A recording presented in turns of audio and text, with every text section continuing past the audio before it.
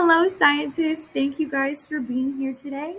Last class, we introduced two-dimensional motion, and we talked about how if you are in a rolly chair and you roll it at a constant speed, you can throw a ball up in the air and it's going to land right back in your hand. We also talked about how a bullet fired from a gun that's level to the ground is going to hit the ground at the same time as a bullet that's just dropped from the same height because gravity will have the same effect on it. So we're going to learn the details about why that is today. So let's go ahead and let's get started. You'll want your journals to get ready for our warm-up. The intent for today is to be able to separate our X and Y components of motion. We're going to see the concepts with some drawings first before we start calculating. And then once we start calculating, you guys will be able to calculate horizontal and vertical variables of the projectile. We're also going to know that we have the confidence to do things when they seem hard. So we want to get started with our warm-up. I'm going to give you guys 5 minutes to answer these questions in your journal to get you guys thinking. And then at it's 4:13, so at 4:18, we will continue. Thanks, you guys. And then I give them 5 minutes, and I would continue at exactly 4:18. I think the punctuality is very important. Thank you guys so much. Let's go ahead and let's go over our warm-up questions. For the sake of time, I'm going to go ahead and skip past this part, but this is where I would go over all of the answers to our warm-up questions. Thanks, you guys. We're done going over the warm-up. So now let's go ahead, check Canvas, and I have the notes posted for you guys, so you can go ahead and follow along with me. Thanks, you guys. So what we're doing here is this is an object that has been thrown up into the air, whether it's a soccer ball that's been kicked, a ball that you've thrown, whatever it is. Each circle represents a different position of the object's trajectory. So what we're going to do is we're going to draw some arrows on it to illustrate the different velocity vectors. So my face is going to freeze. I'm going to freeze it on a fun face, and then we're going to draw on the circles together. So cheers.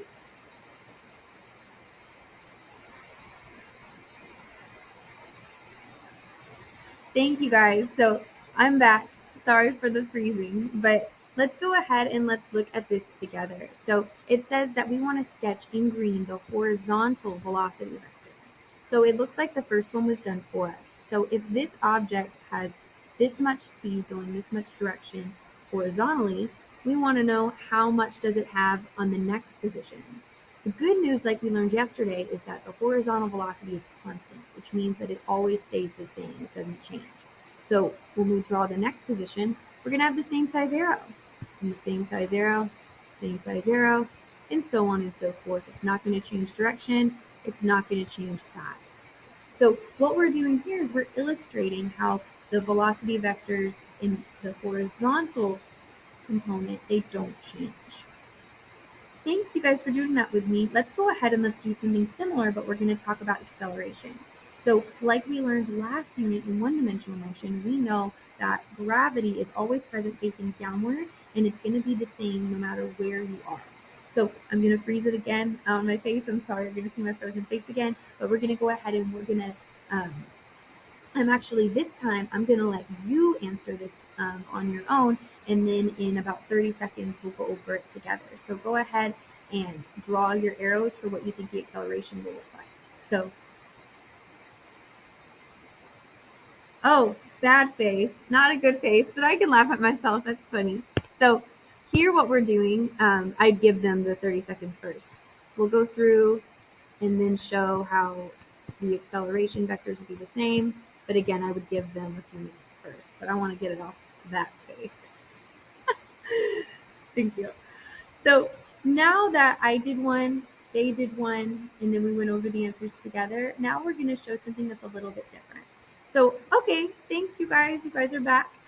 So now the vertical velocity is a little bit different because with vertical velocity, you have to account for gravity. So if you throw a ball upwards, we know it starts going up, and then it starts out going fast, and then it gets slower and slower and slower until finally it starts going downward, and then it gets faster and faster and faster again. So that's what we're going to represent with these velocity vectors.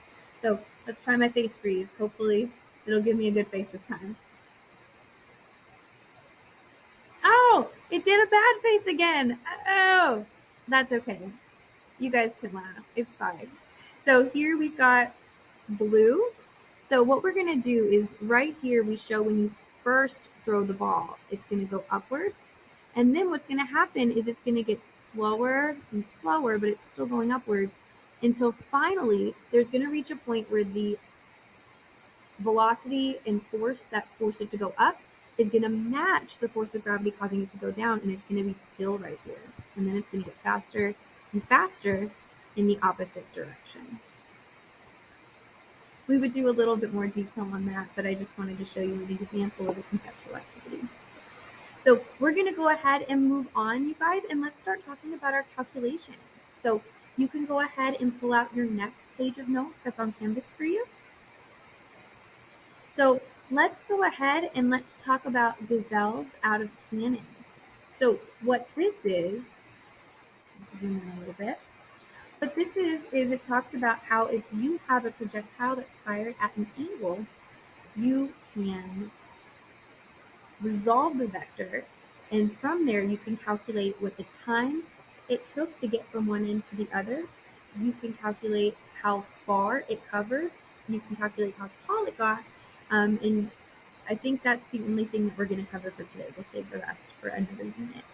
So what I would do at this point is I would go through and I'd go through and do an example of each of the types of problems with them.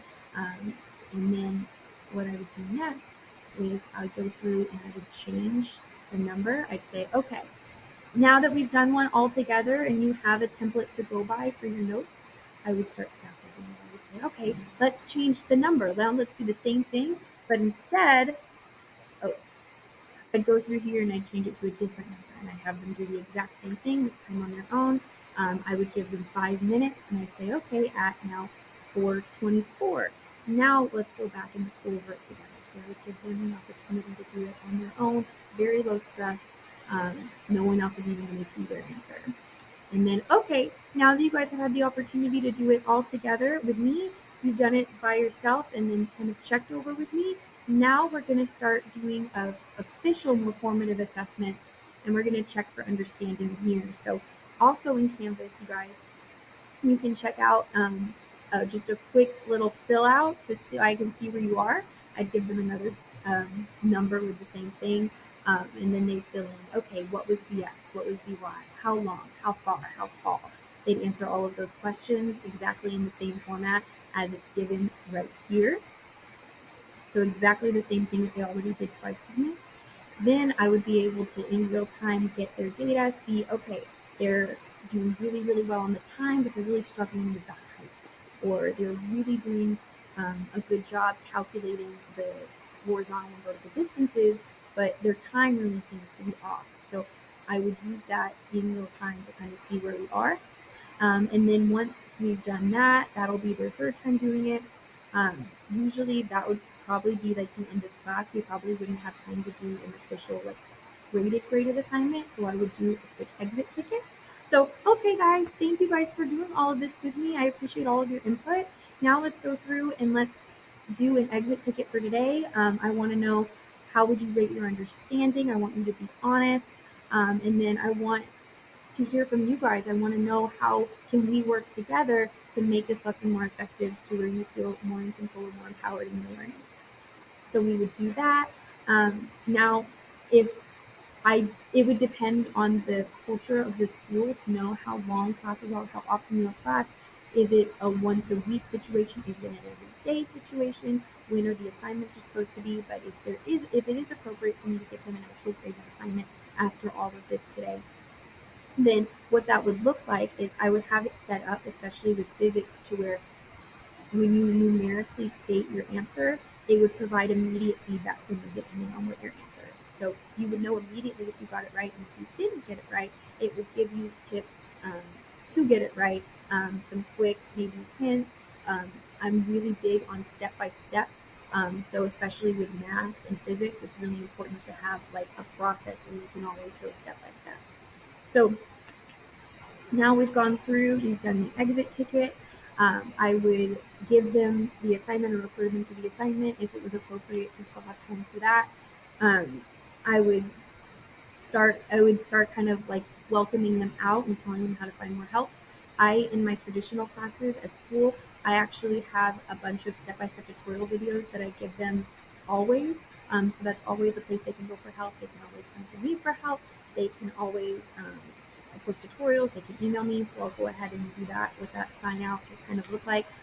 Also with regard to accommodations and the differentiation between the different levels of advancement, or maybe still struggling, the assignments that they would get in Canvas or whatever learning management centers utilize, it would be in that they'd be getting different messages. So whereas some people, they might not need quite as much hand holding, their helpful messages that would immediately be given responses would be different than the people who truly need the now step by step thing. So I build that into my class with all of the virtual assignments that I do. So a lot of that differentiation is given there. So thank you guys, all of my scientists, for being here today for your assignment. If you have any questions or run into any problems, make sure to email me at whatever my school email is. Right now it's sarahlee1609@gmail.com. And you can come to office hour tutorials. You can watch the step-by-step video. You can watch this video that I'm going to post for you to watch back as well. I'm always here for you guys. I appreciate your time, and I hope you guys have a great day. Bye.